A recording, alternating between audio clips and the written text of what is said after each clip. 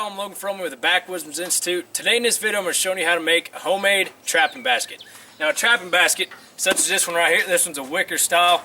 This is my dad's, he's been using for 30 plus years. But a trapper, when they go out in the woods, they need something to carry their traps, their stakes, all their tools, and put their pelts in. That's why a lot of trappers invest in a basket they can sling on their back and go through the woods in.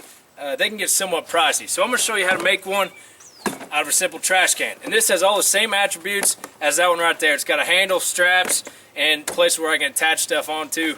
So this will work just fine. All right, let's talk about the trash can I got. I picked it up from Home Depot for about 15 bucks. It's a 13-gallon rectangular trash can, and this is going to be our basket. Some other stuff that we're going to use, I used Alice pack straps. You can get them from an Army surplus store or online. I searched around. They're anywhere from $8 a pair to about $15 a pair. Also, I'm going to use a cordless drill with a 1/4-inch bit. And I got some 550 cord on how I'm going to set this trapping basket up. I use 550 cord. You could use any type of string you wanted. Tape measure and something to mark with as well. So with that, I'm going to show you the first step. Alright, the first thing we want to do is we want to figure out which side of the trash can we want to be the back, where we attach our straps to. So I selected this side. Then we want to lay out our straps, and how these Alice pack straps work. This little piece of webbing right here goes through this keeper, and it cinches on and holds on by this webbing. So how we're going to attach it is we're going to drill 2 holes onto either side of that strap, and then we're going to run 550 cord, double it over through there, and then run it through the keeper, and that's going to hold the top of this Alice pack strap. Alright, how I figured out where I want to attach my straps to this trash can at was how this sat on my back. You don't want it too high, you don't want your straps too low and this to be hitting the back of your head, or you don't want it to be too low and not getting on your hips whenever you're walking. It'll be uncomfortable. So I measured down when it was on my back, and it's 2.5 inches down from this little lip right here. So I'm going to mark 2.5 inches on both sides of this trash can. And then to attach my 550 cord, I'm going to drill holes 2 inches apart, and then I'm going to run my double loop 550 cord through there. So I'm going to lay them back out, and I want them far enough apart that they're not going to be binding on my neck and rubbing my neck. So I'm going to move them over till they're right at the last flat part of this trash can, right before it falls over. Then I want to make all my webbing straight, and I want to mark the middle of that top web right there. And then I'm going to drill a hole 2.5 inches down and one inch on each side of that midway mark right there.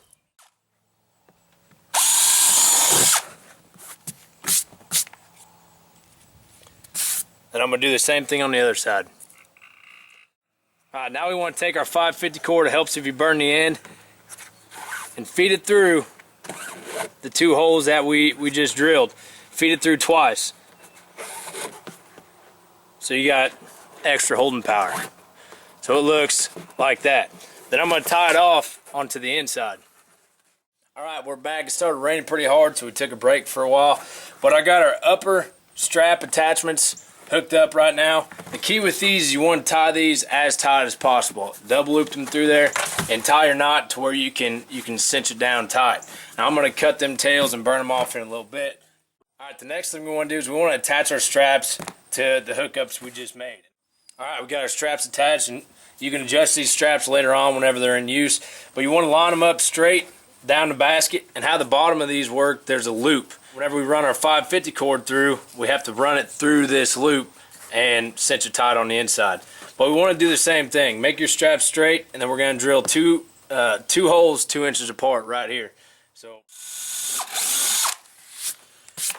alright, we got our two holes drilled on each strap. Now I came 2.5 inches down from the top, and that's how far I came up from the bottom to make everything symmetrical. Alright, we got our straps attached. Next thing I want to do is I want to attach the handle onto the inside up here. That way if we set our basket down and we're setting multiple traps in an area, we can just pick it up by the handle and carry it to the next set. You don't have to sling it on your back each time. So that's what I'm going to do next. Alright, right here's my handle. All it is braided 550 cord. I left 2 loops on each end because how we're going to attach it to our basket is with a 1/4-inch bolt, some fender washers, and some nuts. So we're going to drill in right above our straps, 1.25 inches down from the top, and then that's where we're going to attach our handle at. One thing I want to go over is this is just regular 1/4 inch nut. Now, this could come loose, but if you had a locking nut, that would pretty well ensure that it's not going to spin loose at any time. But since it's just a regular nut, one thing that I'm going to do is I take another 1/4 inch nut, spin it on top of the bolt over the other nut. This is called double nutting, and if you spin this one tight while holding the other one stationary, you're tightening this nut onto that other nut, which is like forming a lock washer. And it also guards your hands if you reach into your basket from the exposed end of the bolt, which could be sharp or whatever, could have a burr on it. So that's what I do there. Alright, we got our handle on here, we got our straps hooked up. This itself is essentially a trapping basket. What I want to do now is set this thing up for attachments. By attachments, I mean maybe a hammer loop, or a sheath for my lineman's pliers, pouches or anything. I can put magazine pouches on here to hold lures or little knickknacks, whatever. And how we're going to do that, it's going to look something like this. Now, construction-oriented equipment or add-ons, sheaths or hammer loops, they're set up for a 2-inch belt. So what we're going to do is we're going to drill through the front side of our basket here, and we're going to weave 5/50 cord through 2 inches apart. And that's going to give us the ability to add attachments any place we want. So that's what we're going to do now. Alright, I got this laid out to kind of show you how high you want your weave pattern up here. You don't want it to be too low on the basket that when you attach your attachments or your hammer loops or whatever, that your equipment, the handle, touches the ground. Because when you set your basket on end, that can cause your hatchet or whatever tool you have to come up out of its holster or its loop, and you're going to be minus a hatchet or whatever. So you want it to be high enough that when it's sitting, everything stays above the bottom of the basket. And it looks to be about 2 inches from the top is where I'm going to make my run across. So I'm going to draw this out, and then I'll show you how it looks. All right, I got my holes drilled. Before I explain my spacing, it's probably going to be easier for me to attach 5/50 cord first and then go over the spacing so you can see it in play.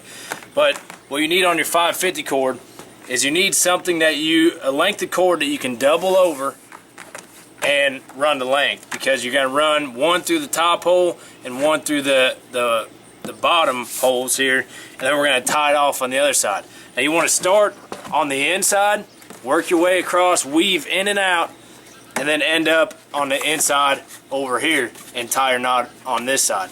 Then whenever it comes to attaching your attachments or equipment or stuff, all you gotta do is undo that knot and weave it back through these holes, and it's just like a belt on a pair of pants. So I'm gonna weave it through now, and then I'll explain my spacing.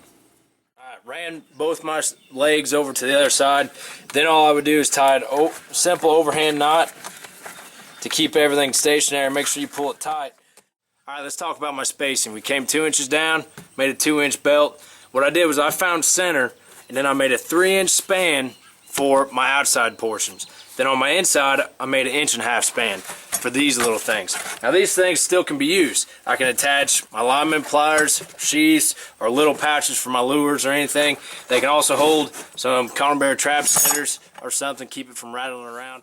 This is how I chose to set up my webbing for all my attachments. But at any time you feel like you need something right here, you can drill yourself some holes, run some 5/50 cord, attach something else onto it. Possibilities are endless right here. And last thing I want to do is I want to make some drain holes on the bottom of my basket here, just because if it's raining or we throw some wet critters in there, and all that stuff needs to go somewhere. So what I want to do is I just want to drill 4 or 5 holes through here. I don't want to drill too many, because there's going to be a lot of weight in this basket. I don't want to compromise the structural integrity of the bottom of this trash can here. So I'm just going to drill 4 holes into the corner in your lowest spot of your trash can, just like that. Now water's got a place to escape if you're caught in the rain or whatever. Now one option you have with this trash can trapping basket is this trash can I bought came with a lid. And if you wanted to, you could figure out a way to mount this on there if you wanted to use this as a cover. I would just find a secure way, maybe bolt it down, because all it is snaps and tossing this around and everything.